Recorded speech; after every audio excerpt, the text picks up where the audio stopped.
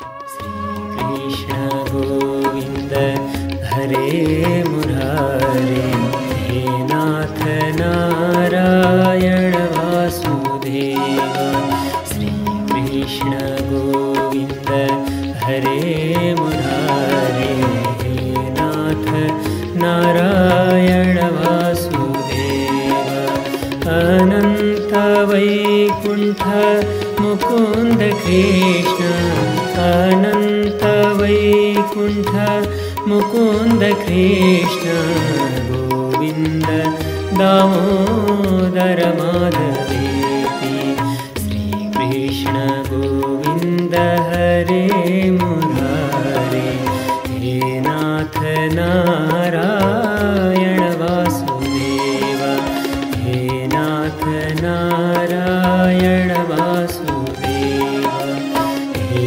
नाथ नारायण वासुदेव। रानीसँग गएर निवेदन गर्नुभयो अब कसरी यो राज्यको व्यवस्था गर्ने होला।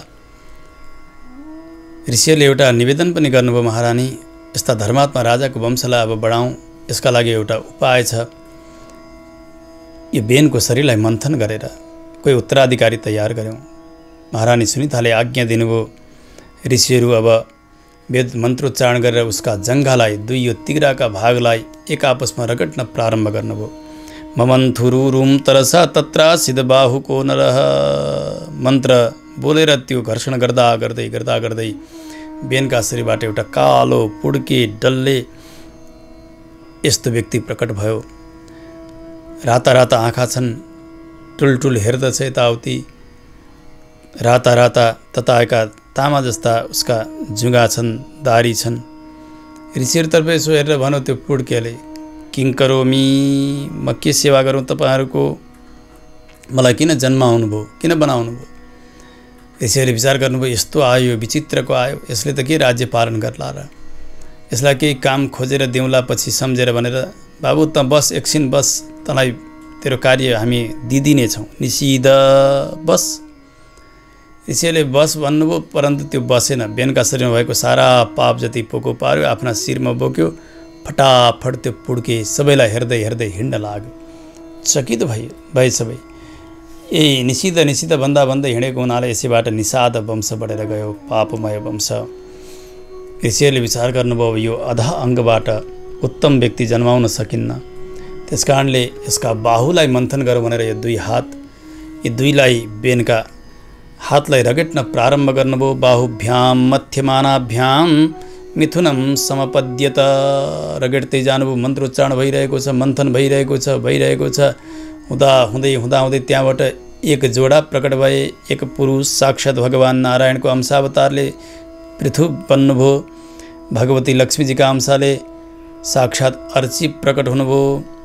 ऋषिहरूले पृथुका हातमा भएका ती सङ्केत चिन्हहरू, भगवानका आयुधका चिन्हहरू, लक्ष्मीजीका हातमा भएका कमल आदि गरेका चिन्हहरूलाई देखेर निर्णय गरेर भन्नुभयो, एष विष्णोर भगवतः कला भुवनपालिनी यञ्च लक्ष्म्याः सम्भूति पुरुषस्यानपायिनी। यहाँ जो बालक जन्मनु भएको छ उहाँ साक्षात् भगवान् विष्णुका कला अवतार हुनुहुन्छ। यहाँ जो साथमा आउनुभएको छ यहाँ देवी साक्षात् भगवानकी नित्यानपायिनी लक्ष्मीजी हुनुहुन्छ। यहाँको नाम पृथु हुनेछ। उदार कीर्ति भएका, उदार चरित्र भएका उहाँ हुनुहुनेछ। र यहाँकी अर्धाङ्गिनी सदैव जसरी वशिष्ठकी अरुन्धती हुनुहुन्छ त्यसै गरी साथ दिनेवाली एउटी अर्ची रहनुहुनेछ साथमा महारानीका रूपले। साक्षात् लक्ष्मीकै अवतार भएको, साक्षात् नारायणकै अवतार भएको भनेर ऋषिहरूले निर्णय गर्नुभयो। अब त महाराज पृथुको र अर्चीको अभिषेकका निमित्त तयारी हुन प्रारम्भ भयो। मङ्गलबाजाहरू बजेका छन्, पुष्पको वृष्टि भयो, गन्धर्वहरू गान गरिरहेका छन्, अप्सराहरू नृत्य गरिरहेका छन्। त्यस समयमा शङ्ख आदि गरेका, काली आदि गरेका बाजाहरू बज्न लागे। ब्रह्माजी आउनुभयो। उहाँले पनि यसो हेर्नुभयो। दृष्ट्वा चिन्हम गदाभृतः, हातमा भगवानका चिन्हहरू छन् अनि चरणमा पनि कमलको चिन्ह छ। यी सबै प्रकारको चिन्ह देखेर अब भगवानको राज्याभिषेक गर्ने तयारी हुन लाग्यो महाराज पृथुका रूपले। सारा नदी, समुद्र, पर्वत, नाग, गाई, अन्तरिक्ष अनि अनेक प्रकारका पृथ्वी आदि गरेका सबैले एक एक प्रकारका सामग्रीहरूद्वारा उहाँको अभिषेकमा भेटी अर्पण गर्दै जानुभयो, उपहारहरू अर्पण गर्दै जानुभयो। अभिषेक प्रारम्भ भयो।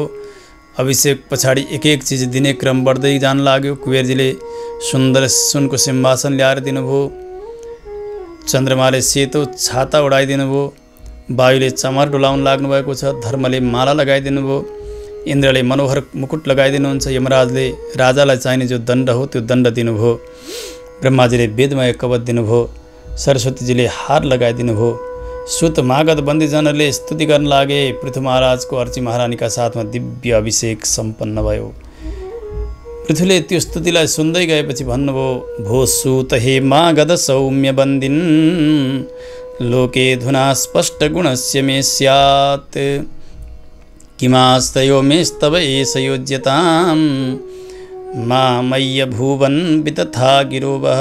हे सुत, हे मागध, हे बन्दीजन हो, व्यक्तिले कहिल्यै पनि निरर्थक वाणीलाई खेर फाल्न हुन्न। वाणीलाई निरर्थक बनाएर खेर फाल्न हुन्न। स्तुति गरिन्छ भने गुणिनिष्ठ गुणाभिधानम स्तुति। जो गुणीमा भएका गुणहरू छन् उसको चर्चा गर्नुलाई नै स्तुति भनिन्छ। आज मेरा गुणहरू प्रकाशित भएकै छैनन्। भर्खर त अभिषेक हुँदैछ मेरो, मैले केही गरेकै छैन। त्यसकारणले मेरा कुन गुणलाई देखेर तपाईँहरू स्तुति गरिरहनु भएको छ र त्यसकारणले अहिले स्तुति बन्द गर्नुहोस्। यसरी ज्ञानीहरूले व्यर्थमा आफ्नो वाणी खेर फाल्दैनन्। जति बेला मेरा गुणहरू प्रकाशित होलान् त्यसबेला भरपेट स्तुति गर्नु। हेर्नु, कसैको स्तुति गर्न इच्छा भयो, भित्रबाट मन परेको छ भने उनले मेरो स्तुति नगर नगर भन्दिने भन्छन्, भित्रबाट बाढी छुटेर आउँछ।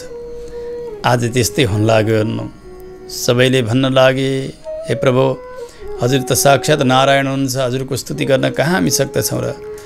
ठुला ठुला बडा बडा ब्रह्मा आदिका देवताहरूको बुद्धि पनि मोहित हुन्छ हजुरको वर्णनमा, भने हामीले त कसरी गर्न सक्दछौँ र?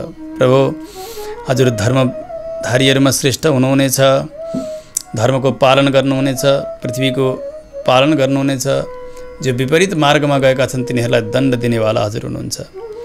जसरी सूर्यले कसैलाई भेद गर्नुहुन्न त्यसै गरी सारा प्रजाहरूमा हजुरको समबुद्धि रहनेछ, सहनशील हुनुहुनेछ, भूत प्राणीहरूमा करुणा देखाउनेवाला यस्ता हुनुहुनेछ। दण्ड दिनुपर्नेछ भने आफ्नै पुत्र भए पनि हजुरले दण्ड दिनुहुनेछ। दण्ड दिनु नपर्ने हो भने शत्रुकै छोरो भए तापनि हजुरले दण्ड दिनुहुने छैन। आफ्ना पिताले पुत्रलाई कसरी पालन गर्दछन् त्यसै गरी सारा प्रजाहरूलाई पालन गर्नुहुनेछ। आनन्दका साथ हजुरको व्रत, दृढ व्रत सङ्कल्प पनि सत्य सङ्कल्प रहनेछ। ब्राह्मणका भक्त हुनुहुनेछ, वृद्धहरूको सेवक, शरणमा आएका सबैलाई रक्षा गर्नेवाला। मातृभक्ति परस्त्रीषु पत्न्याम अर्ध इवात्मनः। परस्त्रीमा माता, आफ्नी जन्म दिने आमाको जस्तो बुद्धि गर्ने र आफ्नी पत्नीमा अर्धाङ्गिनीको व्यवहार गर्ने, यस्ता प्रकारका हजुर हुनुहुनेछ। हजुरले पछाडि पृथ्वीको दोहन गर्नुहुनेछ, 100 अश्वमेध यज्ञ सम्पन्न गर्नुहुनेछ। सनत कुमारहरूबाट दिव्य ज्ञान प्राप्त गरेर अन्तिममा आफ्नो लोक जानुहुनेछ। यस प्रकारले महाराज पृथुको भविष्य कथन गर्दै दिव्य स्तुति गर्नुभयो। सुत मागध बन्दीजनहरूले विजुजीले सुन्दै जानुभयो। उहाँलाई एउटा प्रसङ्गले भने भित्र स्पर्श गर्यो। भन्नुभयो, प्रभु, के कारणले पृथ्वीले गाईको रूप धारण गरिन्? किन पृथ्वीको दोहन गर्नु पर्यो महाराज पृथुले? गाई दोहनका निमित्त त बाछो पनि चाहिन्छ। बाछो को भयो? अनि त्यो दुहुने पात्र कस्तो भयो? कस्ता कस्ता प्रकारका दूध दुहुनुभयो? अनि कसरी सनत कुमारको आगमन भयो? कस्तो ज्ञान प्राप्त गर्नुभयो महाराज पृथुले सनत कुमारबाट? विस्तारसँग सुन्ने इच्छा छ मलाई। मैत्री ऋषि आज्ञा गर्नुहुन्छ, विदुरजी सुन्नुहोस्। जब ब्राह्मणहरूले अभिषेक गरिदिनु भयो महाराज पदमा अर्चीका साथमा पृथु महाराजलाई, त्यस समयमा पृथ्वी अन्नहीन थिइन्। किनभने बेन जस्ता दुष्टले शासन गरेर पृथ्वीका सम्पूर्ण साधनहरू समाप्त हुँदै गइसकेका थिए। पृथ्वीले अन्नको रक्षाका निमित्त आफ्ना गर्भमा लुकाउनु भएको थियो। अन्न छैन। प्रजाहरूले प्रार्थना गए अभिषेक गरेर, तर भोक लागेपछि हेर्नु, पेटमा अन्न नभइसकेपछि प्रार्थनाले अथवा कुनै प्रकारको शान्तिले उनीहरूलाई सम्हाल्न सकेको हुँदैन। भोकाएका सारा प्रजाहरू आएर भन्छन्, महाराज महाराज, जसरी एउटा रुखका टोड्कामा लागेको आगाले सम्पूर्ण रुख नै जलेर खरानी हुन्छ। यसै गरी हाम्रा पेटमा दन्किएको यो झाठरा अग्नि, यो छिटो पीडा, यसले यसरी हामी जलेर खरानी हुन लागिरहेका छौँ, हामी समाप्त हुन लागिरहेका छौँ। त्यसो हुनाले हामीलाई भोजनको व्यवस्था गरिदिनुहोस्। हजुर त हाम्रा राजा हुनुहुन्छ, हजुरलाई हामीले रक्षक बनाएर राखेका छौँ, पहिले भोजनको त व्यवस्था गरिदिनुहोस्। प्रजाहरूको यस्तो पुकार सुन्नुभयो महाराज पृथुले। विचार गर्नुभयो पृथ्वीले अन्न लुकाएकी छन्, सबै पृथ्वीलाई मार्नका लागि भनेर धनुष लिनुभयो हातमा। प्रत्यञ्च यसो खिच्न लाग्नुभएको त्यो पृथ्वीमाथि प्रहार गर्नलाई देवी पृथ्वी गाईको रूप धारण गरेर अगाडि अगाडि भाग्न थालिन्। पछाडि पछाडि महाराज पृथु, अगाडि अगाडि पृथ्वी, जहाँ कहीँ जाँदा पनि छोड्नु भएन, दसैँ दिशा दौडिरहेकी छन्। पछाडि फर्कँदै हेर्छिन् महाराज आइरहनु भएको छ, मलाई त समाप्त पार्ने हुनु हो भनेर पृथ्वीले स्तुति गर्दै भनिन्, प्रभो त्राहि मामपि भूतानां पालने वस्थितो भवान्। हजुर त सबैलाई पालन गर्नेवाला रक्षक हुनुहुन्छ, म पनि त हजुरकै हुँ नि, त्यस कारणले हजुरले रक्षा गर्नुपर्दछ। मैले कुनै अपराध गरेकी छैन, अपराध नगरेकालाई कसरी दण्ड दिइन्छ र यसरी मारिन्छ, त्यसमा पनि म एउटी स्त्री हुँ, हजुरले कसरी वध गर्न मिल्दछ र। महाराज पृथ्वीले भन्नुभयो, हे पृथ्वी, तँलाई म अवश्य पनि मार्छु, किनभने मेरो शासनलाई उल्लङ्घन गरेकी छस्।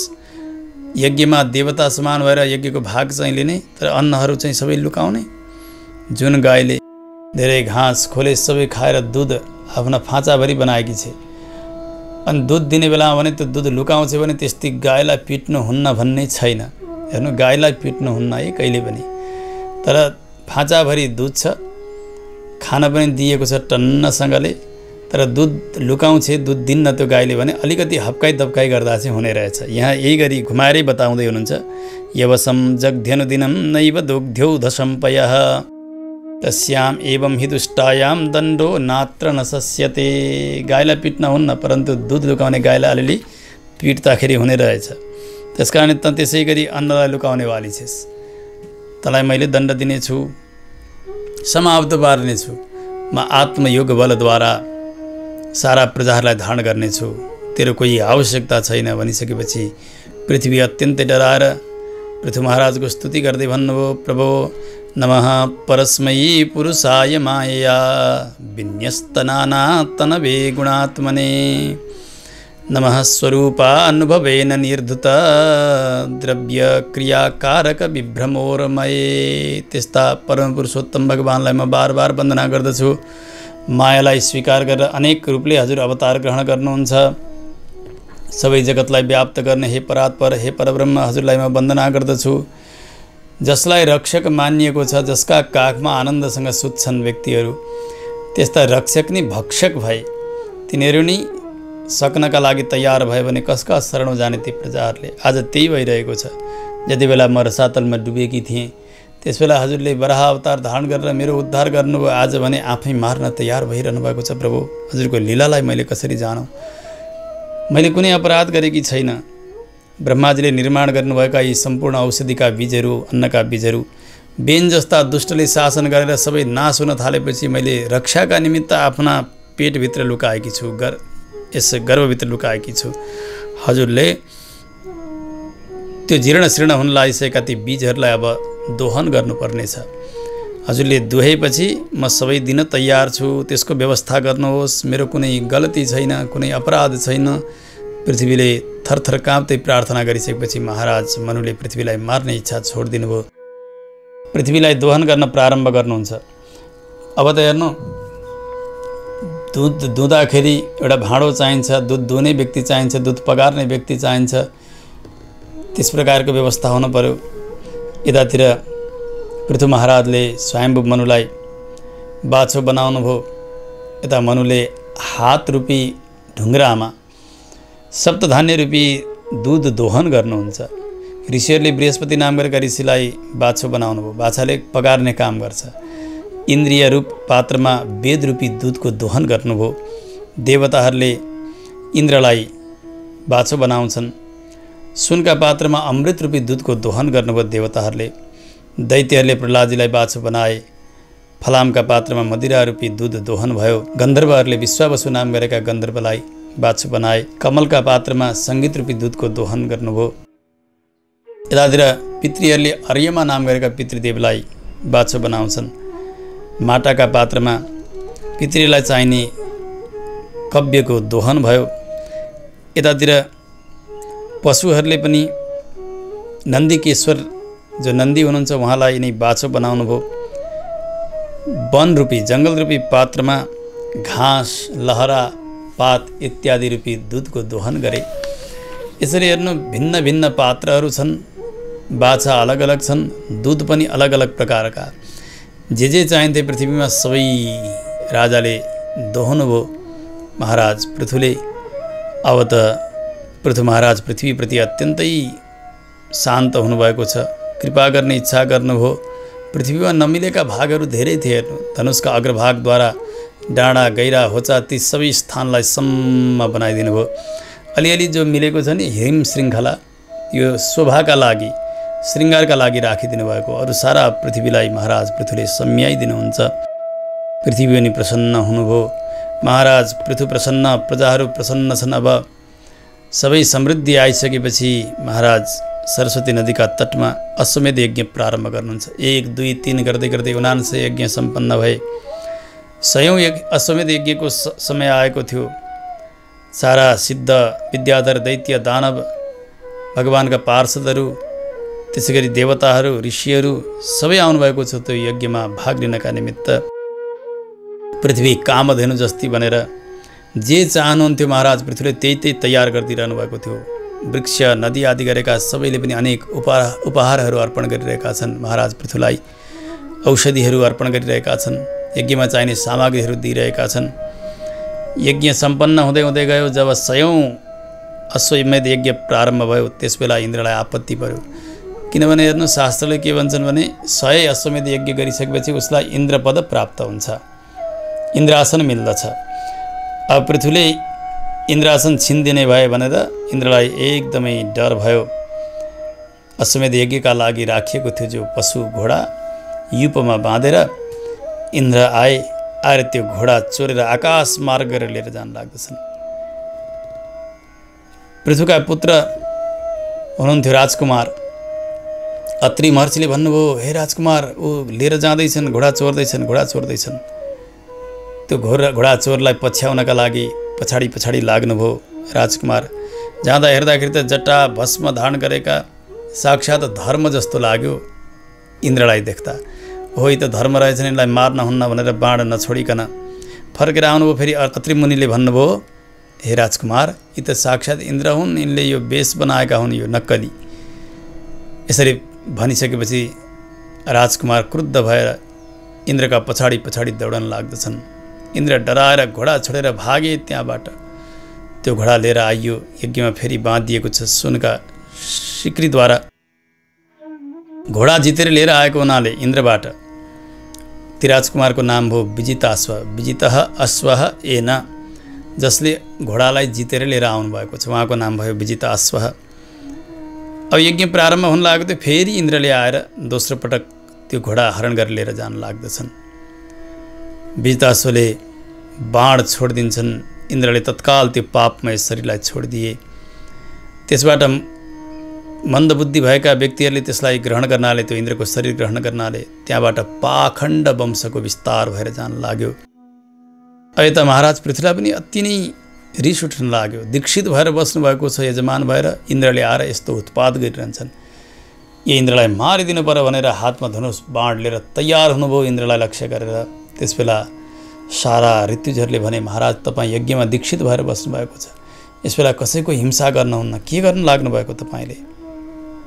मार्ने इच्छा छोडिदिनु भयो ऋतुजहरूका प्रार्थनाले। अब यतातिर हेर्नु अनेक मन्त्र आवाहन गरेर, मन्त्रद्वारा इन्द्रलाई आवाहन गरेर अग्निकुण्डमा हवन गर्ने एउटा आज्ञा दिनुभयो राजाले। ब्राह्मणहरूले भने ल ठिक छ हामी त्यही गरिदिन्छौँ। इन्द्रलाई बोलाउने मन्त्र पढेर अग्निमा हवन गर्न लागेका थिए। त्यस समयमा आएर ब्रह्माले निषेध गर्नुभयो, यस्तो गर्न हुन्न महाराज। 79 यज्ञ नै भए पनि के भएर तपाईँलाई इन्द्रपद चाहिएको होइन, विश्राम गर्नुहोस्, भइगयो 79 नै हुन दिनुहोस्, यसैमा पूर्णाहुति गर्नुहोस्। ब्रह्माजीका आज्ञाले 79औं यज्ञमै पूर्णाहुति सम्पन्न भयो। अवृत स्नान भयो। देवताहरू आशीर्वाद दिएर त्यहाँबाट जान लागेका छन्। यतातिर देवराज इन्द्रलाई भने अत्यन्तै आपत्ति पर्यो। अब अपराध आफूले गरेको हुनाले साक्षात् रमा वैकुण्ठमा गएर भगवानसँग प्रार्थना गर्दछन्, आफ्नो अपराध निवेदन गर्दछन्। भगवानले इन्द्रलाई लिएर आउनुभयो यज्ञस्थलमा। इन्द्र आफ्ना अपराधका कारण शिर निहुराएका छन्, थरथर थरथर काँपिरहेका छन्, किन पाप गर्ने व्यक्तिलाई यही दशा हुन्छ। भगवानलाई देखेर पृथु महाराजले चरणमा वन्दना गर्नुभयो। भगवानले भन्नुभयो, महाराज यसते कार्षित भङ्गम हयमेध सतस्यः क्षमापयतात्मानम् अमुष्य क्षन्तुमर्हसि। आज घोडा चोर्ने यस्तो अपराध गरे इन्द्रले, तर क्षमा मागिरहेका छन् यिनले। आज तपाईँले क्षमा दिनुपर्दछ। जो ज्ञानी हुनुहुन्छ, साधु हुनुहुन्छ, त्यस्ता नरोत्तम व्यक्तिहरूले कसैसँग द्रोह गर्न मिल्दैन। तपाईँ त्यस्तै ज्ञानी हुनुहुन्छ, त्यसो हुनाले यिनलाई क्षमा दिनुहोस्। भगवानले भनिसकेपछि महाराज पृथुले इन्द्रलाई क्षमादान गरिदिनुभयो। यता देवराज इन्द्र पृथुका चरणमा गिर्न लाग्नु भएको थियो। पृथुले उठाएर अङ्कमाल गर्नुभयो, क्षमा भयो। भगवानले भन्नुभयो, हे महाराज, मेरो दर्शन जसले गर्दछ उनलाई अवश्य मैले वरदान दिनुपर्दछ। माग्नुहोस्, के चाहनुहुन्छ, के वरदान चाहनुहुन्छ। यस्तो स्थिति भएको छ हेर्नु। भगवान यति वात्सल्यले परिप्लुत हुनुहुन्छ पृथुलाई देखेर। भगवानका वात्सल्यले आँखाभरि आँसु छन्। यतापट्टि भगवत दर्शन गर्दै हुनुहुन्छ, भित्रबाट भगवत प्रेम उम्लेर आएको छ पृथु महाराजको। उहाँका पनि आँखा छचल्किरहेका छन्, आँसु गिरिरहेका छन्। त्यस समयमा महाराज पृथुले भगवानसँग हात जोड्दै भन्नुभयो, प्रभु, संसारमा संसारको कामना चाहने व्यक्ति कहिल्यै पनि हजुरका यहाँ पुग्न सक्दैन, हजुरको कृपाको भाजन बन्न सक्दैन। स्वभावैले व्यक्ति कामासक्त हुन्छ संसारमा। त्यसमा पनि हजुर वरदान दिने भनेर भनिरहेको छ। हजुर कस्तो हुनुहुन्छ भने वर दिनेवाला ब्रह्मा शङ्कर आदिका देवतालाई पनि वरदान दिनेवाला हुनुहुन्छ।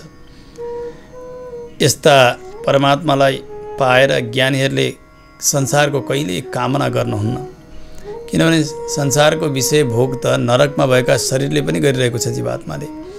त्यसो भएको हुँदाखेरि मलाई कुनै संसारको ऐश्वर्य चाहिएको छैन, स्वर्ग आदि सुख पनि चाहिएको छैन। प्रभु, हजुर कृपा गरेर वरदान यस्तो दिबक्सियोस्, न कामये नात तदप्यहं क्वचित् न यत्र युष्मच्चरणाम्बुजाशवः महत्तमान्तर्हृदयान्मुखच्युतो विदत्स्वकर्णायुतमेष मे वरः।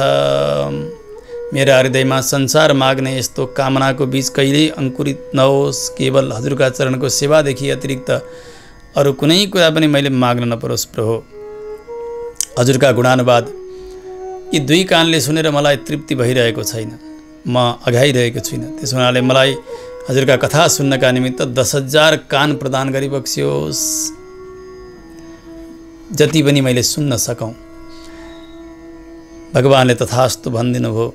10,000 कान भनेको यहाँ शरीरमा शिरदेखि गोडासम्म कानै कान भयो भन्ने अर्थ बुझ्न हुन्न नि। कान त दुईटै हुन्, तर दुई कानले जति सुन्न सकिन्छ, 10,000ले जति धेरै सुन्न सकिन्छ, त्यो शक्ति प्रदान गर्नुहोस् भन्ने तात्पर्य हो। भगवानले तथास्तु भनिदिनु भयो। भगवान भन्दै जानुभयो, राजन, तपाईँ जस्ता भक्तको भाव नै यस्तै हुन्छ। तपाईँको निरन्तर ममा भक्ति भइ नै रहनेछ। अब अन्तिममा आफ्नो लीलालाई स्मरण गरेर तपाईँ स्वलोकमा आफ्ना लोकमा आउनुहुनेछ, मलाई प्राप्त गर्नुहुनेछ। भगवानले आज्ञा गर्नुभयो। महाराज पृथुले सेवा गर्नुभयो भगवानको। भगवान तत्काल अन्तर्धान हुनुहुन्छ। इन्द्र पनि प्रसन्न भएर जान लागेका छन्। अब त हेर्नु, भगवत दर्शन भयो, यज्ञहरू सम्पन्न भइसकेपछि महाराज पृथुका नगरीमा अत्यन्तै मङ्गलै मङ्गल भएको छ। भवनहरू छन्, हेर्नु, ठुला ठुला सुनका तोरणहरू लागेका छन्, मोतीका झालरहरू लागेका छन्, पुष्पहरू खिलेका छन्, सुगन्ध बगिरहेको छ। सरोवर, तडाक, त्यसै गरी बगैँचा, वन, उपवन, मङ्गल, ती वृक्षहरू, पुष्पहरू, पुष्पको सुगन्ध, मन्द वायु, स्वच्छ जल। महाराज पृथुका राजधानीमा के थिएन र हेर्नु, शङ्ख दुन्दुभी घोषेण ब्रह्म घोषेण चर्त्युजाम। शङ्खबद्ध थियो, दुन्दुभी बाजाहरू बद्ध थिए, भेरी आदि गरेका बाजाहरू, भगवानको सेवाको मङ्गल धुन सुनिन्थ्यो। जहाँ वेदको ध्वनि सुनिन्थ्यो, सर्वत्र मङ्गलै मङ्गल भइरहेको छ। हेर्नु, धर्मात्मा राजाले राज्य गरेपछि देशको स्थिति यस्तो हुन्छ। पृथु जस्ता धर्मात्मा हुनुहुन्थ्यो। एक दिन ठुलो सभा चलिरहेको छ। समय समयमा राजाले प्रजाहरूलाई धर्मको शिक्षा दिनुपर्दछ। विदुरजीले भन्नुभयो, त्यस्ता महाभागवतको अन्य पावन चरित्र सुन्ने इच्छा छ मलाई, कृपा गरेर बताउनुहोस्। मैत्रेयले भन्नुभयो, विदुरजी भगवत कृपाले प्राप्त भएको ऐश्वर्य भोग्दै भोग्दै प्रजा पालन गर्नुभयो पृथु महाराजले। उहाँले अरू सबैबाट कर लिनुहुन्थ्यो, ब्राह्मणबाट कर लिनुहुन्न थियो अनि वैष्णवजनबाट उहाँले कर लिनुहुन्न थियो। किनभने ब्राह्मणका भक्त हुनुहुन्थ्यो, उहाँ ब्राह्मणलाई आफ्नो रक्षक मान्नुहुन्थ्यो। अन्यत्र ब्राह्मण कुलात् अन्यत्राच्युत गोत्रतः, त्यसै गरी वैष्णवजनलाई पनि आफ्ना सेव्य मान्नुहुन्थ्यो, आराध्य मान्नुहुन्थ्यो, पूज्य मान्नुहुन्थ्यो। त्यस हुनाले भगवानका भक्त र ब्राह्मणबाट कर लिनु भएन। यो एउटा धार्मिक व्यवस्था हो। हेर्नु, यो व्यवस्था रहन सक्दा धर्मको पालन हुन सक्दछ। अरू सबैसँग कर लिनुहुन्थ्यो, यथोचित शासन गर्दै जानुभयो। सभा चलेको थियो, एक दिन सबैलाई बोलाउनु भयो, आफू राज्यासनमा बस्नुभएको छ। सबैलाई सम्झाउँदै भन्नुभयो, सभ्या शृणुत भद्रं वः साधवो यः गताः सत्सु जिज्ञासुभिर्धर्मम् आवेद्यं स्वमनीषितम। हे सज्जनहरू हो, शास्त्रले के भन्छन् भने सज्जनका अघिल्तिर आफ्नो अभिप्रायलाई निवेदन गर्नु, दुर्जनका अगाडि नभन्नु। सज्जनका अगाडि निवेदन गरे भने त्यो कार्यकारी हुन्छ, त्यो सफल हुन्छ। आज मैले त्यस्ता सज्जनहरूलाई प्राप्त गरेको छु हजुरहरूलाई। कस्तो नैच्यानुसन्धान थियो हेर्नु। आफू राजा हुनुहुन्छ तर प्रजाहरूलाई यति सम्मान दिएर बोलिरहनु भएको छ। हजुरहरू सन्त हुनुहुन्छ, साधु हुनुहुन्छ, त्यसैले सभ्य हुनुहुन्छ। हजुरहरू जस्ता सज्जनका अघिल्तिर म मेरो मनको केही भावहरू व्यक्त गरिरहेको छु। म एउटा दण्ड दिनेवाला राजा हुँ, त्यो पनि हजुरहरूले नै मलाई राजा बनाइदिनु भएको हो। सबैले आफ्ना वर्णाश्रम धर्म मर्यादाभित्र राख्नका निमित्त मलाई राजा बनाइदिनु भएको हजुरहरूले। त्यस कारणले मैले राजधर्मलाई पालन गर्नुपर्दछ। कुनै पनि राजाले प्रजाहरूबाट कर भने उठाएर ल्याउने, त्यो कर भोग गर्ने, तर प्रजाहरूलाई धर्मको शिक्षा दिइरहेका छैनन्, प्रजाहरूको रक्षाका तर्फ ध्यान दिइरहेका छैनन् भने त्यस्ता राजाले त्यो कर मार्फत एक एक अन्नबाट प्रजाहरूको पाप खाइरहेका हुन्छन्। प्रजानाम समलम भुङ्क्ते भगम चस्वम जहाति सह। त्यो पापै पाप भोजन गर्दै गएका हुन्छन्। प्रजाको रक्षा छैन, आफ्नो मात्रै भरण पोषण। त्यस्ता राजा एक दिन ऐश्वर्यबाट भ्रष्ट हुन्छन्, समाप्त हुन्छन्। त्यसो हुनाले आज हजुरहरूसँग म एउटा निवेदन गर्दैछु। मेरा लागि प्रसन्नताको विषय यो हुन्छ कि हजुरहरू सबैको मन भगवानमा लागोस्। कुरुता धोक्षेज धियः, भगवानको अनन्य भावले सेवा गर्नुहोस्। यो नै म प्रति गरिएको हजुरहरूले ठुलो कृपा बन्दछ। राजा पृथुले भन्दै जानुभयो, भगवान नै भजनीय हुनुहुन्छ। मनद्वारा, वचनद्वारा, शरीरद्वारा आफ्ना वर्णाश्रम पालन गरेर मन भगवानलाई लगाएर भगवानको सेवा गर्नुहोस्। भगवान जस्तो कामना गर्दछन् त्यस्ता कामना दिनका लागि कल्पवृक्ष समान हुनुहुन्छ भगवानका श्रीचरण। त्यस हुनाले आफ्ना अधिकारभित्र रहेर, आफ्ना मर्यादाभित्र रहेर भगवानको सेवा गर्नुहोस्। तमेव यूयं भजतात्मवृत्तिभिः मनोवचः कायगुणैस्वकर्मभिः अमायिनः कामदुघाङ्घ्रिपङ्कजं यथाधिकारावसितार्थसिद्धयः। संसारको कुनै प्रकारको कामना छैन। तात्पर्य यो कि भगवानकी मायाले अभिभूत भएका व्यक्तिले नै संसार चाहन्छन्। भगवानका मायाले स्पर्श नगरेका त्यस्ता भक्तहरू भगवानको त्यो कल्पवृक्ष समान चरणको आश्रय लिन्छन्। भगवान सबै प्रकारका पुरुषार्थ दिन तयार हुनुहुन्छ। हे प्रजा हो, हे सज्जन हो, सुन्नुहोस्। मैले त्यसबेला ममाथि ठुलो हजुरहरूले अनुग्रह गरेको मैले मान्नेछु। भगवान सर्वेश्वरलाई जो हरि हुनुहुन्छ, सबैका रक्षक हुनुहुन्छ, यज्ञका अधीश्वर हुनुहुन्छ, त्यस्ता परमात्मालाई आफ्ना वर्णाश्रम धर्मको मर्यादाभित्र भएर रहेर सेवा गर्नुहोस्। यो नै ममाथि लगाएको ठुलो गुण हुनेछ। अहो ममामि वितरन्त्यनुग्रहम् हरिं गुरुं यज्ञभुजाम् अधीश्वरं स्वधर्मयोगेन यजन्ति मामकाः निरन्तरं क्षोणितले दृढव्रताः।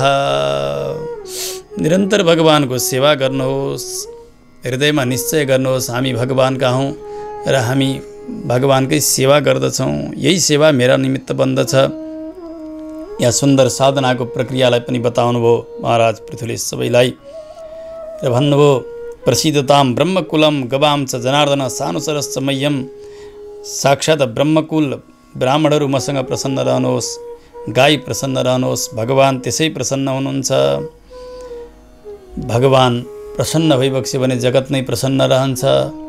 त्यसकारणले राजाको यस्तो भाव हुनुपर्दछ, जुन राष्ट्रमा ब्राह्मणहरू आनन्दसँग रहन्छन्, ज्ञानीहरू भक्तहरू आनन्दसँग रहन्छन्, जहाँ गाईको रक्षा हुन्छ, जहाँ धर्मको रक्षा हुन्छ, जहाँ भगवानको सेवा रहन्छ, त्यो राष्ट्रमा नै सबै प्रकारको सम्पत्ति रहन्छ, सारा विपत्तिहरू नाश भएर रहन्छन्। सबैलाई उपदेश गर्नुभयो।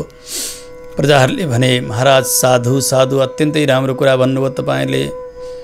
सत्पुरुषका सम्बन्धद्वारा सत्पुत्र जन्मियो भने त्यस्ता सत्पुरुष सत्पुत्रका सम्बन्धद्वारा जतिसुकै दुष्ट पिता भए तापनि उसको कल्याण हुन्छ भनेर शास्त्रले भनेको कुरा आज चरितार्थ भएको छ।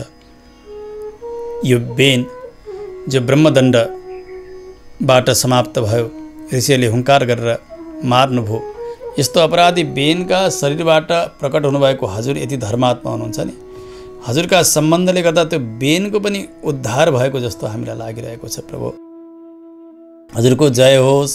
सबैले प्रशंसा गरे। सभा चल्दै थियो, यतातिर आकाश मार्ग गरेर 4 ऋषिकुमारहरू आउनुभयो, सनकादिहरू। अत्यन्तै तेजस्वी शरीर छ उहाँहरूको शरीर। तामसु सिद्धेश्वरान राजा व्योम्नो अवतरतः अर्चिषा। सर्वत्र तेज विस्तृत भइरहेको छ। त्यस्ता सनकादिहरूलाई देख्नुभयो। देख्ने बित्तिकै जसरी एउटा विषयासक्त व्यक्तिको मन त्यो विषयप्रति कसरी दौडेर जान्छ, एकदमै दौडिन्छ। सनकादिहरूलाई देख्ने बित्तिकै राजा त्यसै गरी दौडिनुभयो, स्वागत गर्नुभयो, आसनमा राख्नुभयो, चरण प्रक्षालन गर्नुभयो। विधिवत पूजयान चक्रे गृहीतार हणशासना तत्पाद शौच सलिलै मार्जितालक बन्धन। चरण प्रक्षालन गर्नुभयो, त्यो श्रीपाद तीर्थ आफूले लिनुभयो, शिरमा धारण गर्नुभयो, अरूलाई पनि दिनुभयो। एउटा शिष्टाचार देखाइरहनु भएको छ। हेर्नु, साक्षात् पृथु महाराज भगवानका अंशावतार हुनुहुन्थ्यो। आचार्यलाई अथवा महाभागवतहरूको सेवा कसरी गर्नुपर्छ त्यो सेवाको विधि आज यस चरित्रद्वारा सम्झाइरहनु भएको छ। चरण प्रक्षालन गर्नुभयो, त्यो श्रीपाद तीर्थ, चरण प्रक्षालन गरिएको तीर्थ त्यसलाई श्रीपाद तीर्थ भनिन्छ। त्यो आफूले लिनुभयो, शिरमा धारण गर्नुभयो। अब त सबै अमङ्गलहरू नाश भइरहेका छन्। सनकादिहरूलाई उच्च आसनमा राख्नुभयो, आफू तल बस्नुभएको छ। षोडशोपचार सेवा सम्पन्न भइसकेको छ। गदगद हुनुभयो। हात जोडेर पृथु महाराजले भन्नुभयो, प्रभु अहो आचरितम किं मे मङ्गलम मङ्गलायनाः यस्य वो दर्शनम ह्यासित दुर्दर्शनाञ्च योगिभिः। आज ठुलो भाग्यको उदय भएको छ। मैले के त्यस्तो पुण्य गरेको रहेछु पूर्व जन्ममा अघि, हजुरहरू जस्ता यस्ता साक्षात् मङ्गल स्वरूप भगवत पार्षद समान हजुरहरूको दर्शन आज प्राप्त भएको छ। बडे बडे योगीहरू पनि हजुरहरूको दर्शन गर्नका लागि, हजुरहरूको सङ्गत गर्नका निमित्त तडपिरहन्छन्। आज त्यो प्राप्त भएको छ।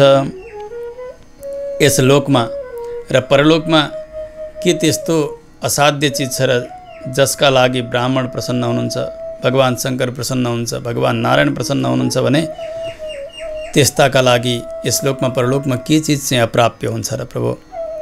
अधना अपिते धन्यः साधवो गृहमेधिनः।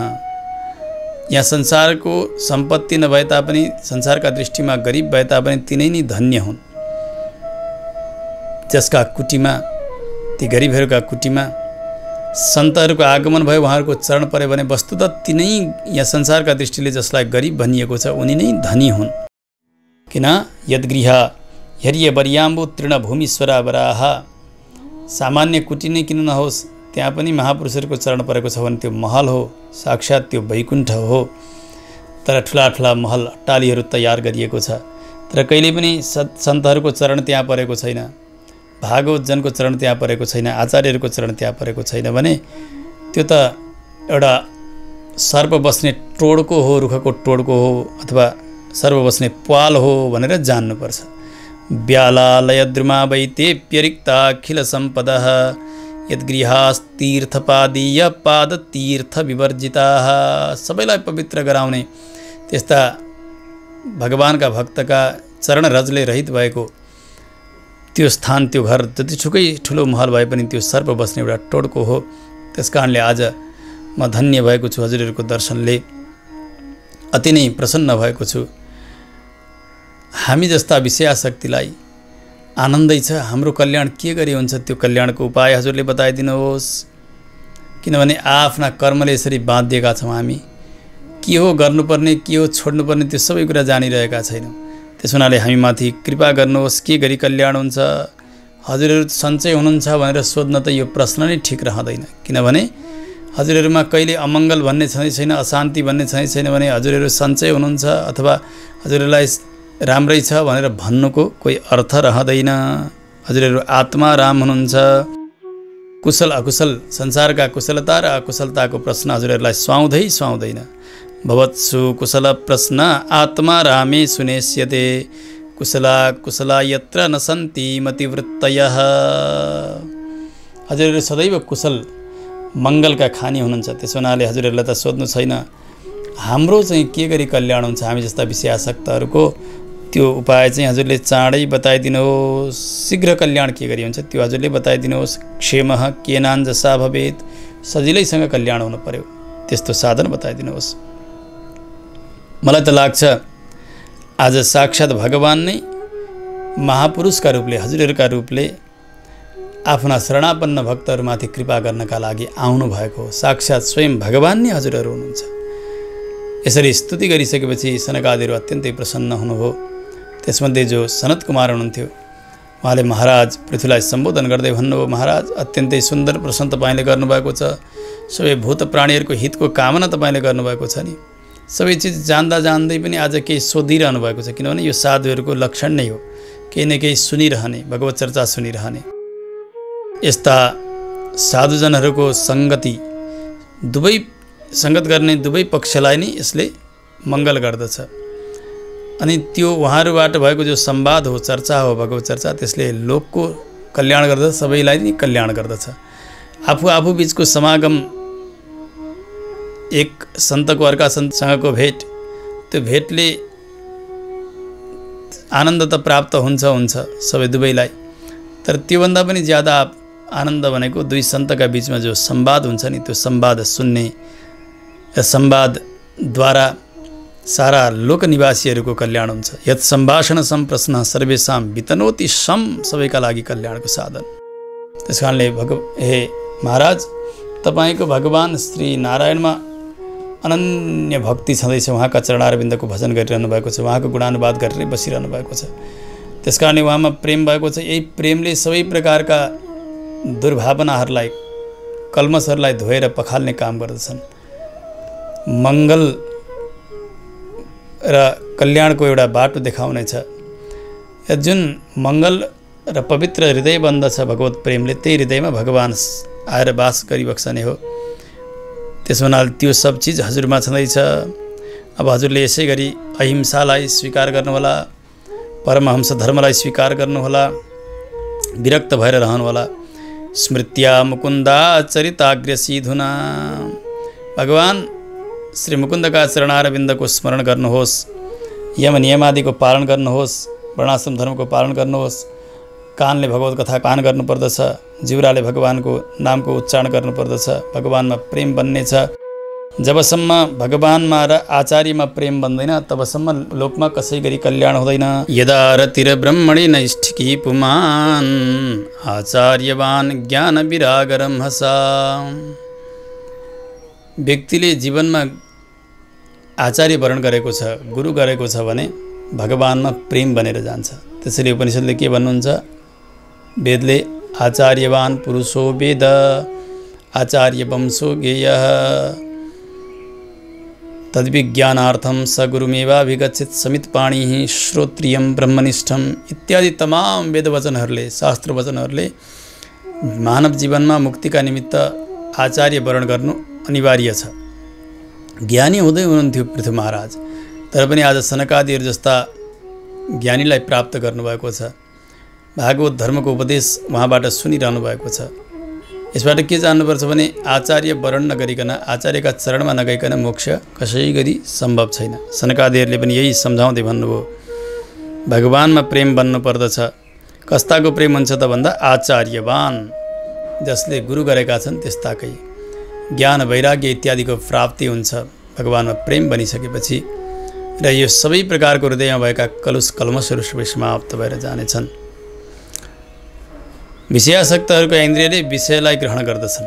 जसरी एउटा तलाउका नजिकै रोपेको वृक्ष छ भने त्यो वृक्षले आफ्ना जराले त्यो तलाउको पानी स्वाट्ट तान्दछ, त्यसै गरी संसारमा रहेर विषय भोग गरिरहेका व्यक्तिहरूले चाहेर नचाहेर पनि त्यो विषयलाई तानेका तानै हुन्छन्, भोगेका भोगै हुन्छन्। त्यस कारणले विषयासङ्गीहरूको सङ्गतलाई छोड्नु पर्दछ, विषयप्रतिको आसक्तिलाई त्याग्नु पर्दछ, भगवत चरणारविन्दको आसक्तिलाई बढाएर लिएर जाने। यत्पाद पङ्कज पलास विलास भक्त्या कर्माशयम गतितमुद्ग्रथयन्ति सन्तः। सन्तहरूले के गर्नुहुन्छ भने संसारप्रतिको आसक्तिलाई त्याग गरेर भगवानमा आसक्ति बढाउनु भएको हुन्छ। त्यो आसक्तिले सदाका लागि संसार चक्रलाई छिनाइदिन्छ, नासिदिन्छ। यो नै सबैभन्दा ठुलो कल्याणको साधन हो।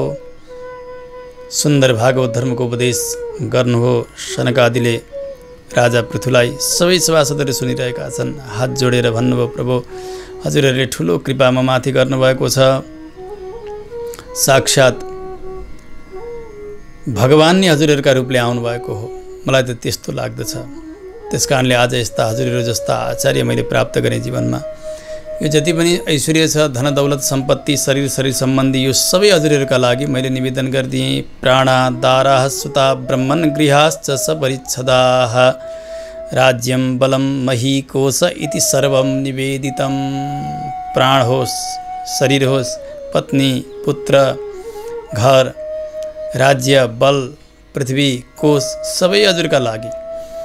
शिष्यको यही भाव हुनुपर्छ। हेर्नु, यी जति पनि उपलब्धिहरू छन्, यहाँका ऐश्वर्यहरू छन्, यी सबै मेरा आचार्यका वस्तु हुन्, आचार्यको सम्पत्ति हो भन्ने बुद्धि शिष्यले गर्नु पर्यो। सबै आचार्यको पदार्थ हो भन्ने। फेरि आचार्यले पनि शिष्यको सम्पत्तिप्रति कुदृष्टि राख्न हुन्न। ए मलाई यसले समर्पण गरे, यो मैले भोग्नुपर्छ भनेर शिष्यलाई सताउने काम गर्नुहुन्न। आचार्यका पनि त अर्का आचार्य हुनुहुन्छ नि, गुरु, उहाँका पनि त अर्का गुरु हुनुहुन्छ नि। उहाँले यसरी यसरी मेरा गुरुको हो, यो मेरा गुरुको हो भन्ने भाव गर्दै जाने भने त्यो भगवानको सम्पत्ति बन्दछ। वस्तु त भगवान नै प्रथम आचार्य हुनुहुन्छ। भगवान नै सबै ऐश्वर्यका खानी, ऐश्वर्य प्रदान गर्नेवाला हुनुहुन्छ। त्यस कारणले यो भगवानको सम्पत्ति हो बाबु।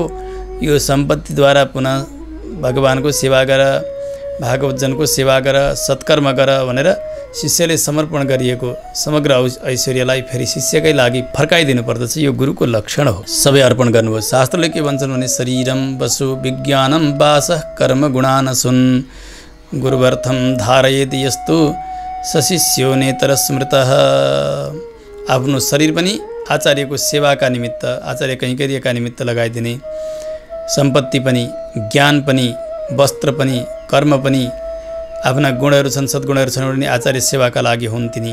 असुन प्राण रहन्जेल आचार्यको सेवा गर्ने यस्ता शिष्यलाई नै वास्तविक शिष्य भनेर शास्त्रले प्रशंसा गर्नुभएको छ। यसको तात्पर्य यो कि आचार्यको गुरुदेवको अत्यन्तै विधेय भएर रहने, उहाँको आज्ञाकारी भएर रहने, उहाँको अनुकूल भएर रहने यो शिष्यको परम लक्ष्य हुन्छ। यसरी सबै अर्पण गर्नुभयो। सनकादिहरूले महाराज पृथुलाई त्यो ऐश्वर्य सबै प्रदान गरेर भन्नुभयो, महाराज यो यही ऐश्वर्यद्वारा तपाईँले अब अगाडि लोकको सेवा गर्नुहोला, भगवानको सेवा गर्नुहोला। फर्काइदिनु भयो। निष्प्रिय हुनुहुन्थ्यो, उहाँहरू स्वच्छन्द विचरण गर्ने, उहाँहरूलाई कुनै प्रकारको आसक्ति थिएन। महाराज पृथुले सम्मान गर्नुभयो। सनकादिहरू जसरी आकाश मार्ग गरेर आउनुभएको थियो उसै गरी जान लाग्नुभयो। अब त यति वैभव बढेर गएको छ। हेर्नु, यज्ञ गर्नुभएको छ, सत्सङ्गति गर्नुभएको छ, प्रजाहरू प्रसन्न छन्। महाराज पृथुका राज्यमा कुनै प्रकारको कमी छैन। समय हुँदै गयो, अब अवस्था ढल्किँदै गएको उहाँले थाहा पाउनुभयो। वैराग्यका लागि पहिले आफ्नो जिम्मामा भएको राज्यलाई विभाग गरिदिने विचार गर्नुहुन्छ। उहाँका अर्ची नाम गरेकी पत्नीबाट 5 पुत्रहरू हुन्छन्। विजिताश्व, धूम्रकेश, हर्यश्व, द्रविण र वृक नाम गरेका। यी सबै पिताजी जस्तै थिए, सुन्दर थिए, पिताजीकै आज्ञा पालन गर्नेवाला थिए। त्यस हुनाले धर्मको कुनै प्रकारको कमी भएन। वर्ष 30 यथा कामम पर्जन्य इव तर्पयन्। सबै प्रकारको मङ्गल थियो त्यस समयमा। जसरी पृथ्वी सहनशील हुनुहुन्छ, पृथु पनि त्यस्तै गरी सहनशील हुनुहुन्थ्यो। जसरी मेघले समय समयमा वर्षा गरेर सुभिक्ष पैदा प्रदान गर्छन्, सबै प्रकारको कामना पूर्ति गरिदिनेवाला हुनुहुन्थ्यो। समय हुँदै गयो, भगवानमा प्रगाढ प्रेम बन्दै गएको छ। अब त अवस्था धेरै बढेर गइसकेको छ भन्ने जानेर आफ्ना पुत्रहरूलाई राज्य विभाजन गरिदिनु भयो। महारानी अर्चीका साथ तपस्या गर्नका निमित्त तपोवनतर्फ जानुभयो महाराज पृथु।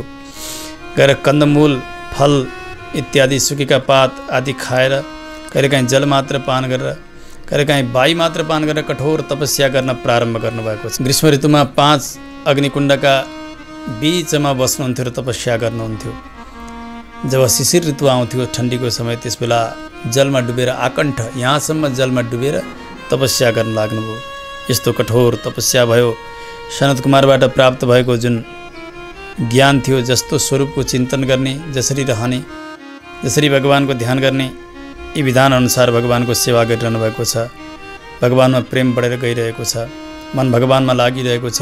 अर्ची महारानी यथोचित सेवा गरिरहनु भएको छ। यो वन्याश्रम भनिन्छ जसलाई वानप्रस्थाश्रम। यस समयमा पत्नीकै साथ वनमा जानुपर्ने हो। सेवा हुँदैछ समय भयो। भगवत चिन्तन गर्दै गर्दै महाराज पृथुले शरीर त्याग गर्नुभयो। वनमा एक्लै हुनुहुन्छ अर्ची महारानी। पतिको वियोगमा केही समय उहाँले विलाप गर्नुभयो। आलक्ष्य किञ्चिच्च विलप्य सासुति, धेरै विलाप गर्नु भएन। कारण के हो भने त्यस्ता महाभागवतहरूको शरीर छुट्दाखेरि यस्ता ज्ञानी भागवतजनहरूले आँसु बगाउनुहुन्न। किनभने अब सधैँका लागि संसारको यो दुःख उहाँका लागि हटेको छ। भगवत धाममा जानुभएको छ। उहाँले प्राप्त गर्ने त्यो आनन्दलाई सम्झेर यहाँका भक्तले पनि धेरै रुनुहुन्न। एकछिन केही विलाप गर्नुभयो। अब त चिता तयार भएको छ। चितामा अग्निदान गर्नुभयो महारानी अर्चीले। दन्दन जब त्यो आगो जल्न लाग्यो, आफ्ना पतिदेवको चरणको स्मरण गर्दै गर्दै महारानी अर्ची पनि त्यही चितामा प्रवेश गर्नुहुन्छ। विवेशवह्निं ध्यायति भर्तृपादौ। अर्ची महारानीको शरीर पनि जल्न लाग्यो। सती जानुभयो। हेर्नु, यो पतिव्रता धर्म, त्यसमा यो सतीत्व धर्म जो हो, त्यस समयमा अहिले त यो केवल कथा हुन्छ।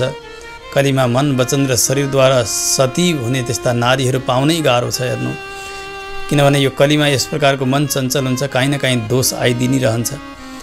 उस बेला त्यो प्रकारको निष्ठा थियो उहाँमा। त्यसले गर्दा उहाँलाई त्यो शरीर जलिरहँदा पनि सती जाने नारीलाई कुनै प्रकारको कष्ट हुँदैन थियो। त्यो उहाँका धर्मले गर्दाखेरि उहाँलाई आनन्द मिल्दथ्यो। अहिले कसैलाई पति गए, म सती छु भनेर उनलाई नि लगेर चितामा लगाइदिनु भने के दशा होला। त्यहीबाट परीक्षा हुन्छ नि, भन्नेलाई अग्नि परीक्षा भनिन्छ। त्यसो हुनाले यो कलिको दोष हो। सबै प्रकारको विचारले, शरीरले, विवेकले व्यभिचार नगरिकन व्यक्ति रहनलाई धेरै कठिन रहन्छ। परन्तु अर्ची महारानी जानुभयो। जल्दै हुनुहुन्थ्यो। उहाँको त्यो स्थितिलाई देखेर सारा देवाङ्गनाहरू आकाशमा प्रकट भए, उहाँको प्रशंसा गर्न लाग्दछन्। अहो इयं वधुर्धन्या या चैवं भूभुजां पतिं सर्वात्मना पतिं भेजे यज्ञे श्रीवधूरिव। हेर हेर, यस्ता महाराजकी पत्नी अर्ची आफ्ना पतिलाई नै सर्वेश्वर मानेकी छन्, सबै चिज मानेकी छन्। जसरी भगवती लक्ष्मीले भगवान नारायणलाई मान्नुभएको छ। एक पल पनि पतिसँग वियोग भएर रहन नसक्ने यस्ती सती साध्वी नारी अर्चीको भाग्य हेर त हेर। यस्ताका लागि यस लोकमा परलोकमा के त्यस्तो दुर्लभ चिज होला र। सबै प्रकारको ऐश्वर्य, सबै प्रकारको फल यिनले प्राप्त गर्दछन्। प्रशंसा सबैले गर्दैछन्। यसरी सती भएर जानुभयो अर्ची महारानी। मैत्रेय ऋषिले भन्नु, विदुरजी यसरी महाराज पृथु र अर्चीको परलोक गमन भयो।